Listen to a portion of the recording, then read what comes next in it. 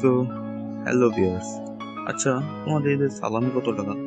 তোমাদের এটা জানি না, আমার বাড়ির পাশে একটা মেয়ে থাকে, ওর ঈদের সালামি সিরিয়াসলি 5 থেকে 7 হাজার টাকা। সিরিয়াসলি?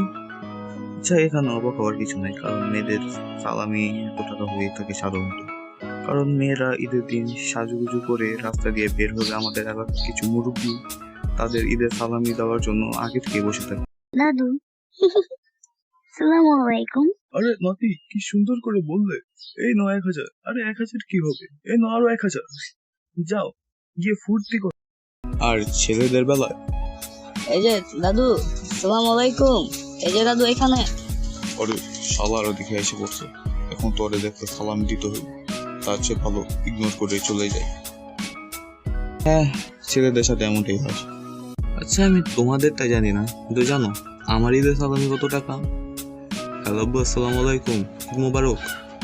হ্যাঁ, ওয়ালাইকুম আসসালাম আব্বু, ঈদ মোবারক। আব্বু, আজ তো ঈদ। হ্যাঁ, তো কি হয়েছে? তো আব্বু সালামি?